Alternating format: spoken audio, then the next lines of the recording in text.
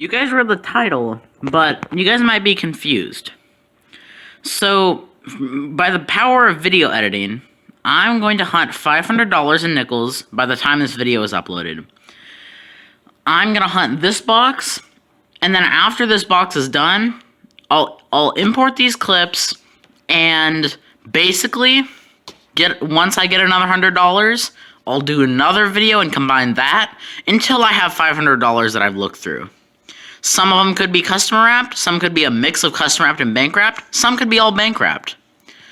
I got a bank wrap box here from a bank that I haven't gotten boxes at, but they know I'm not a member, but they still let me get coins. I did open this box, and it is circulated. I do see some older enders. This one actually here looks kind of old. But I'm actually going to save that one just in case. I'm going to get into this roll right here, and let's start this $500 nickel hunt compilation, I guess. I'll be looking for silver, buffalo nickels, anything 59 and back, anything in nice condition, any 2009s, and anything cool. Let's get into it. Alright, we're a little bit in. We're kind of a little bit into the box, but we got our first couple finds. I see a 58 here, so I'll pull that out while I'm here. This one kind of looks old. Nope, 66. And this one I see a 46 right here. 46. Philly. That's our first 40s. Alright, we finally got another find. This box has been kind of slow, but I saw Denver, flipped it over. It's a 1941. I can't tell that. I don't know if that's like a lamination peel, but that's our second from the 40s. Alright, I think we're on roll 19, and we got another 40s find. See you right here. 1947. Another Philly. I also see a 57 right here. 57 Philly. Getting a lot of Philly mints in this box. Hopefully we can get that 55 Philly. Well, guys, we're on roll 20. I open this roll. Look at that. We got a buffalo. I've been on a huge buffalo streak lately. I don't even see a date. And it's a Philly. I don't see a date at all.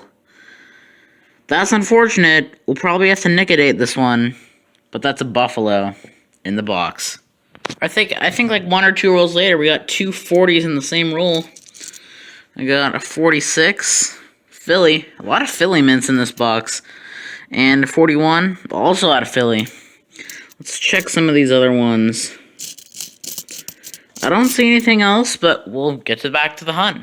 Alright, well, this is really unexpected. Open this roll, saw this edge right here. You won't believe this. We got a silver nickel. It's been hecka polished. It has been hecka polished. I don't think it's a proof. I think it's just been polished.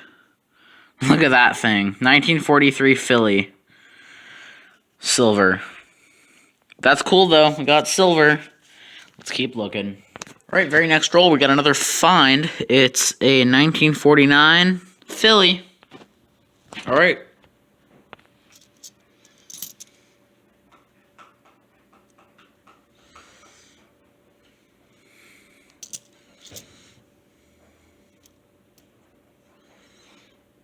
Alright, I think we got 5 rolls left, and I see a 1940 S. Very cool. Alright, we got 1 roll left, but I see a 1949 Philly. Alright, we are done with that box of nickels, and it was a good box. I'll start up here. Pulled out this kind of oddly toned 2012 Philly. It has some weird, like, streaking going through it, and it has a really dark color, so I pulled that aside. Also pulled out an 05 Philly that has some toning. It's the Ocean and View. Also pulled out a 93 Denver. Another nice one. And also pulled out a nice Lewis and Clark one as well. We got some in the 50s. We got a 51, 56, 57, a whole bunch of 58s. That was probably more than half of them were 1958. We got a 40, 2 41s, 3 46s, This is excluding the war nickel. The 47 and the couple 49s. A lot of Philly mints in this box. That's not necessarily a good thing in terms of nickels, but didn't find that 55 Philly, although we were dancing all around it. Got 3 Canadian nickels in 82, 94, and 97. And for the best finds of the box. I don't think this is a proof because I feel like those would be extremely rare if you got a proof war nickel. But it's like plated or polished. It's a 43 Philly, so we did get silver. That's awesome, and we also did get that buffalo nickel. By the time I finish these $100 nickel hunts, I will set aside all the buffaloes I find, assuming I find another one or two, and if they don't have dates, I'll nicodate them at the end. But that's cool. Our first box out of the $500, we got a silver and a buffalo nickel. So that was good. Thank you guys so much for watching. Alright, welcome back. This is the second batch of $100 from my $500 nickel hunt compilation that I'm trying to create. This time, from a bank, I got $100 in all customer wrapped. I'm hoping these are not searched because I have heard from this bank a few times that there are coin roll hunters in the area. I'm just hoping that I didn't get a searched batch. I'm just going to get right into it, start on this roll right here, and we'll see what we can possibly find. I'll bring you in on the first find. At least, we'll hopefully probably get some 40s and 50s, if nothing else. Let's get going. Alright, I'm on roll 6, and I got a 1946 Denver, and I also got a 1954 San Francisco. Alright guys, we got a good find here. Opened this roll, saw this one. We got a 1938 out of Philly, but that's a really old find in the hunt. Guys, I don't know, I'm in some amount of rolls in, I don't even know. I never thought this would happen in a roll that someone literally wrapped up today at the bank. I had absolutely no idea. Lo and behold, dumped out this roll. Look at what I'm staring at. Got another buffalo nickel, and it has a date. 1935, Philadelphia. That is crazy. I don't know how someone could even miss something like that. That is insane. Let's get back to it. Alright, we got another find. 1947, Denver. Alright, we finally got another in the 40s. It's 1940, Denver. Alright, we got another find. I think very next roll. Another 1940, Philly. Alright, very next roll again. We got a 1941, Philly. Alright, we finished that box, and it was way better than I thought it would be. Way better. So, I'll start up here. For the 50s, we got a 1953 Denver that was our oldest. Got a couple 54s, one's a D, one's an S, a couple 50-70s, a bunch of 58s and 59s, all Denver. We got two 1940s, I think both Philly. We got a 41 Philly as well, a 46 D and a 47 D. I also pulled out a 2019 Philly, which I think actually fills a spot in my book. A bunch of nice nickels. We even got some in the 60s here. We got a 1960 D and a couple nice 1964s. So we'll hold on to these and check them all against my album. Also got 5 Canadian nickels. Oldest being an 82, so we didn't break nickel. We got an 05, an 07, an 87, and a 2016 right there. We also got an 09, and it's actually in really, really good shape. So that one will probably be the one that I'll end up putting in my book. It's in great shape.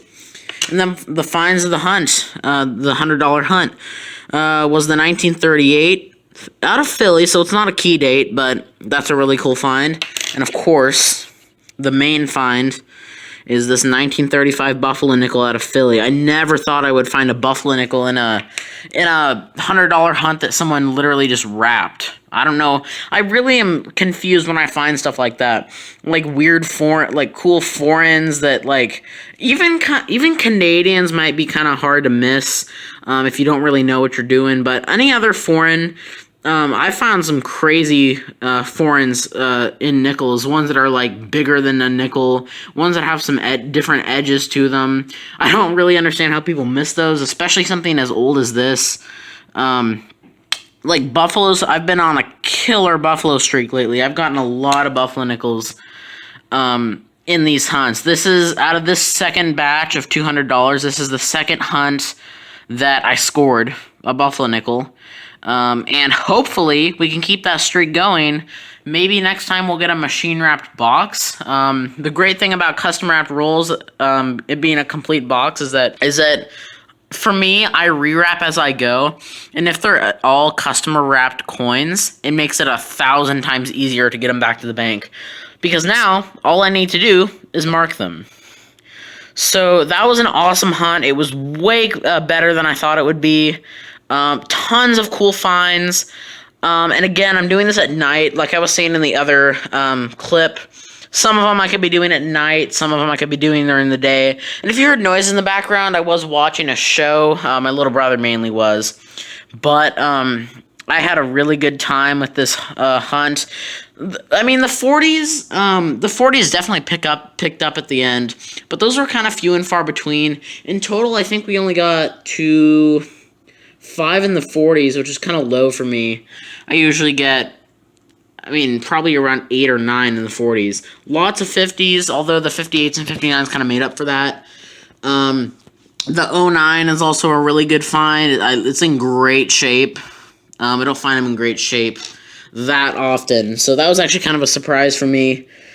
I'll kind of go through the dates real quick since I still have a teeny bit of time on my phone.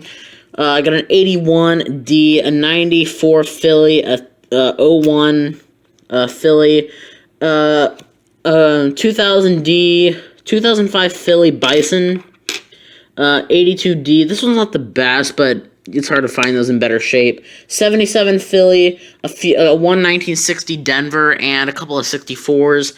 A 2011, which I typically wouldn't pull out, but this one's in great shape. And also a really nice 1990. I found a few of those in good condition, but I didn't keep most of them. I love finding the 38s. I consider those really good finds because I don't find them that often. I find them pretty much as often as I do Buffalo nickels, so not that often. I think this is the roll that the Buffalo nickel came out of, so I was hoping I had more like that. I didn't see any more that had kind of this really odd coloring to them. It's kind of like the color that the dollar coins are in, the 25 and dollar coins. So that's the roll that I got the Buffalo in. But this was an awesome hunt. I really did not expect it to be this good. Mainly, that's why I wanted to hunt it as early as I can, honestly, because I wanted to get it out of the way and didn't expect that it was going to be amazing like this. I hope you guys enjoyed, and stay tuned for the next $100 batch, which will be coming in like a second. For me, it could be a few days to a couple weeks, but you guys will see it in a second. So see you guys, I guess, in the next batch. And like I always say, it could be all custom wrapped, it could be a mix of custom wrapped and bank wrapped, and it could be all bank wrapped. Thank you guys so much for watching, and I get to add another Buffalo to my collection. Plus, I don't need to nicodate it. Peace. Alright, so I finished that $100 batch of nickels, and it wasn't the greatest, but it was decent in the end. I'll start down here. I got some nice nickels here. I got a really nice 1961 Denver, a really nice 1963 Philly. It might be a proof. I can't really tell with those too well. Got an 82D that's nice. Got 3 Canadians, and one of them was actually a pre-1981 nickel. It's 1977. That's 99.9% nickel. In the 50s, we got a 354s, a 55, of course, Denver. That would have made the hunt a whole lot better if it was a Philly. Two 56s and a plethora of 57s.